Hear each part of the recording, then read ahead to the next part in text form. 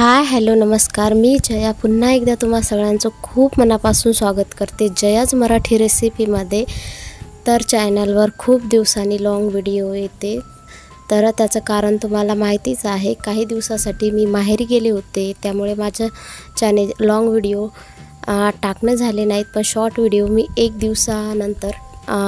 दिवस सोडून रोज टाकत होते। तर आज मी लॉंग व्हिडिओ मी तुम्हाला बिना इनो बिना सोडा टाकता इडली कशी बनवायची ते तुम्हाला दाखवणार आहे।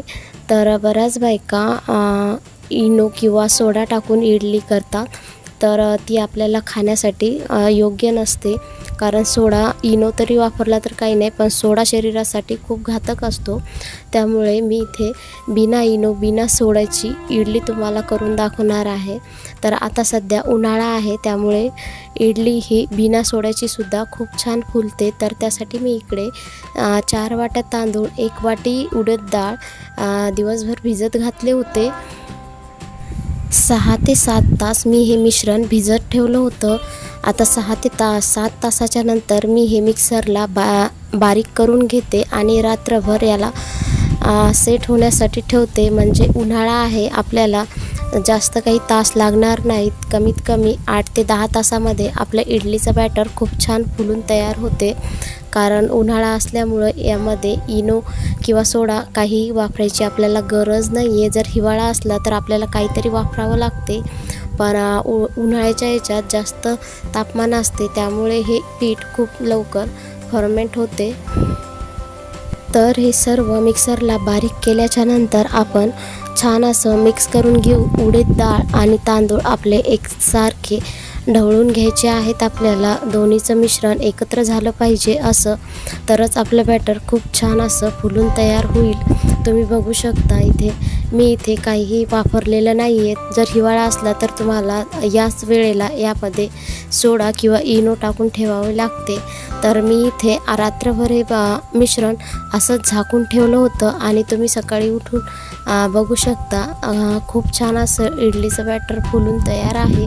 खूप जास्त काही झालं नाही, पण इडली याची खूप छान अशी बनते। खूप जाळी जर पाडायची असेल या बॅटरला, तर तुम्ही यामध्ये थोडासा किंचित असा इनो टाकू शकता, पण एवढ्या बॅटरने ही इडली खूप छान अशी बनते। शक्यतो हे असे आंबवलेले पदार्थ आपण रोज रोज तर खात नाहीत, पण एखाद्या वेळेस खातो, तर तुम्ही थोडंफार वापरू शकता। तर इकडे मी एका इडली भांड्याला तेल लावून घेते। तर इथे लहान मुलगा आहे आणि तो खेळायला भांडे मागतो। तुमच्याकडे ब्रश असेल तर तुम्ही ब्रशने सुद्धा लावू शकता, पण माझ्याकडे ब्रश नव्हता, त्यामुळे मी हाताने सर्व याला तेल लावून घेतलं। तेल आपल्याला सर्व याला लावून घ्यायचं आहे, तरच इडली छान अशी निघते। तर असं करून मी सर्व याला तेल लावून घेतलं। आता यामध्ये आपल्याला इडलीचं मिश्रण टाकायचं आहे। इडलीचं मिश्रण हे नेहमी थोडंसंच टाकायचं, थोडासा स्पेस ठेवायचा, म्हणजे आपली इडली खूप छान फुलून तयार होईल। तर मी जे हे बाजूचे जे छिद्र आहेत ते जे आहे ते इडलीवर ठेवते, ज्यामध्ये आपण मिश्रण भरलं ते त्याच्यावर आले पाहिजे, तर त्याला खाली वाफ लागते। तर असं करून लावल्याच्या नंतर इडली खूप छान अशी फुलून तयार होते।